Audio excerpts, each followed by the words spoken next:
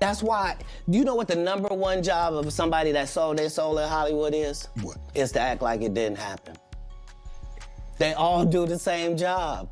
I've been to plenty Diddy parties. I left early. I swear to you, I've never seen the stuff that they claim. I've never seen any of this. Another day, another celeb coming out to expose their experience at one of those infamous Diddy parties. And this time it is Marlon Wayans who was allegedly approached by Diddy to his boy toy after Meek Mill and YK Osiris dipped. But here's the kicker. Marlon claims he doesn't really know what goes on at those parties. Like he's just a guy trying to enjoy the scene. It almost sounds like he's trying to defend Diddy amidst all the ongoing drama. But just like Katt said, if they sold their soul, they would never accept it. And this is why many people on the internet also say that Marlon is just hiding behind his son's because it allows him to live out his DL lifestyle vicariously through the boy. In fact, people have questioned about Marlon's swinging days since the early 2000s. Y'all remember that movie White Chicks when he cross-dressed as a woman? This was also around the time that every black man on TV was being forced to dress as a woman in at least one movie. Well, we already know about this theory that black men are made to wear dresses in Hollywood as a humiliation ritual as a price for fame. Katt Williams called it. There isn't anything funnier than a guy in a dress. And if that's the case, then it might also be said that there's nothing funnier than a black guy in a dress. Okay, well, I watched all of my friends throughout my entire life be able to dunk a basketball, but not me. So everybody can't do everything. So, you know, some of us make choices. I think it's not a biggest choice for others. I'm saying at the end of the day, Kevin doesn't have to worry about what people are going to say about him wearing a dress because of the long line of dress-wearing people before him. Even Dave Chappelle was very vocal about it. Dave did an interview with Oprah where he revealed that he got blackballed from the industry and had to reject a $50 million contract, all because he refused to dress up as a woman on SNL. It was completely outside of my frame of reference. I've been in show business since I was 14, and I've heard the stories of what happens, and I've seen these kinds of things play out in front of me. Okay. When you say you heard the stories, what do you mean? What stories? I mean, you see before, look, Mariah Carey made a $100 million deal, and 3 months later, she's all of a sudden mysteriously crazy. Or Marlon Wayans punches through, and he's waving the street screaming, "They're trying to kill me." Yeah. Yeah, we hear those stories. And it always happens around the time of their career where it seems as though they're crossing over the next plateau. Yeah. Would you say you lost your mind, sort of? No. No. Not exactly. Okay. I wasn't crazy, but it's incredibly stressful. Yeah. And I felt like in a lot of instances, I was deliberately being put through stress. He also said that when the Hollywood execs forced him into wearing a dress in a movie, he made it clear to them there was no way he was going to do that. So they came back later and had an entire script which didn't require him to wear a dress. Certain dots, like when I see that they put every black man in the movies in a dress at some point in their career, I'll be connecting them down like, wow, these brothers got to wear a dress. This happened to me. I'm doing a movie with Martin. Yeah. The movie's going good. So I walk in the trailer. I'm like, man, this must be the wrong trailer because there's a dress in here. They come in. The writer comes in. I think he's the writer. He's like, Dave, listen, we got this hilarious scene where Martin's sneaking out of jail. So he disguises you as a and he put this dress on and what? The prostitute? No, I'm not doing that. I don't feel comfortable with that. That should have been in the discussion.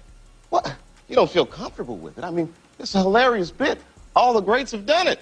So, well, if all the greats have done it, it's kind of hacky, right? You're right. So why don't we just not do it? Because I don't feel comfortable wearing a dress.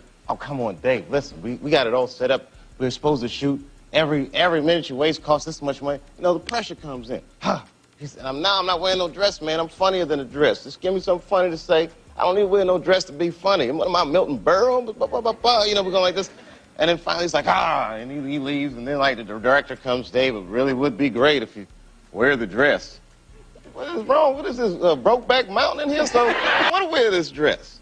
You know what I mean? This is, oh gosh, this guy's so difficult. They leave.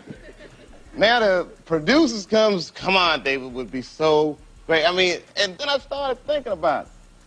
All the comics that I've seen, man, you know, strong brothers, why they be putting us in these dresses? But the minute it was clear, I was adamant, I'm not wearing a dress. I'm not wearing the dress.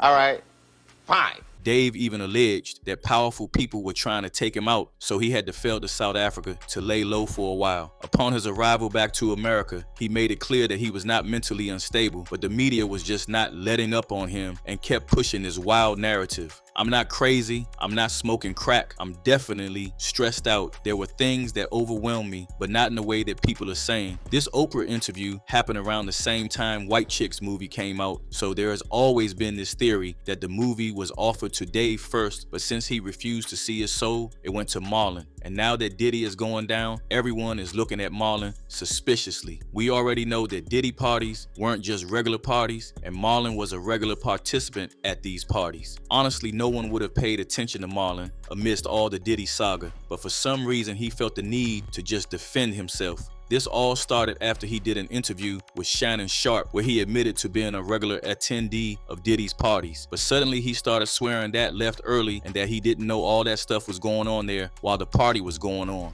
Can I ask you about this? Because people be asking me about it. These Hollywood parties. Marlon, you been to the Hollywood parties. What's going on at these Hollywood parties? I left early. Because people think that. I've been to plenty Diddy parties. I left early. I swear to you, I've never seen The stuff that they claim to be going on. I never seen it. I never, those aren't the type of parties that I go to. I don't frequent those type of parties. And even if I go, like I said, I've never seen any of this. I'm like, when I hear about it, when did that happen? Yes. At what time did this go down? Because I was there till 3:30. You mean 3:32? So they waited for me to leave? Like, all right, good. That Wayans, he talked too much. I've never seen it. Never seen nothing. You know, I see, you know. Yeah. I don't be seeing like, I'm not a man that's about into this and that. Yeah. If I party, I like my own party. Yeah. You know what I mean? Even if I'm me and, you know, back in the day, it'd be me and some chicks. It'd be me and some chicks. I don't need me some chicks. Nah, this is my party. This is my swell. Ain't no Amtrak going on. It's all love. This a love session here. Like, go, but I don't, you know, Amtraks. Because that'll get you in trouble. Yeah. Go to those parties like that. I've been to parties, but like I said, I never saw nothing. I'd be so surprised when I hear certain things. Like, that happened? Yeah. Where was I when that happened? Exactly. And once Shannon started pressing him about these freak-off parties, Marlon got nervous and started talking about his dad and Teslas and how he apparently doesn't drink and drive. You just can't make this up. I got my daddy in my life. I got my mama. Don't do that. Yeah. I am brand clean. I don't go to jail. I don't do DUIs because I don't drink and drive. If I'm gonna have me a drink, I don't care where I'm at. I'm gonna call me an Uber. Right. I don't drink and drive. I don't get into silly Beef, things. Yeah, I don't do that. I don't carry jewelry or nothing of value because I don't want to give you a reason to want to rob me. I got nothing. You want a credit card? Go for it, man. You got 20 minutes. Have at it. Right. Go rock out before I have to call in this. Someone stole my car. I don't drive fancy cars like Rolls Royces and no, I got a Prius. No, I got not Prius. I ain't that cheap. Yeah. I got one car. I got two cars. I got a 1994 Range Rover. 94? And it's still operational? Sure is. Only 50,000 miles on it. 1994 Range Rover. Wow.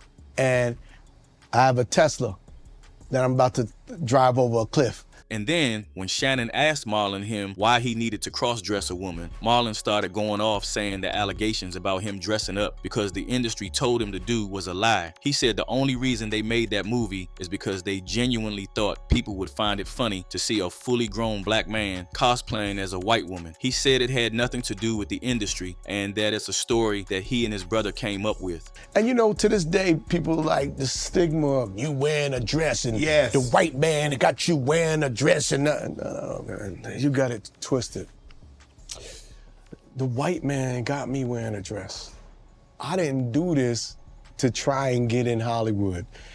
This was something that we created because we said this would be funny. Right. Black people, black artists, stop minimalizing your creativity. We should do it all. Some believe that Marlon's comment might be an attempt to distance himself from any potential rumors about Diddy's extravagant parties, but instead of clearing the air, only seems to have made everything worse. One user said, "Remember, Marlon is an actor, so I'm not too quick to believe him. Marlon is a sweet Cocoa Puffs, just like Dwayne Wade." Another user said, "I didn't see anything, I left early. 3:30 isn't leaving early. There's a lot at stake here. Reputations, careers, and of course, the ever-watchful eye of the public. One thing's for sure, this is only the beginning of what could turn into a much bigger scandal." So, what do you think? Do you believe his version of the Hollywood party life? Let us know in the comments what you think about Diddy's wild parties and Marlon's way of dealing with them.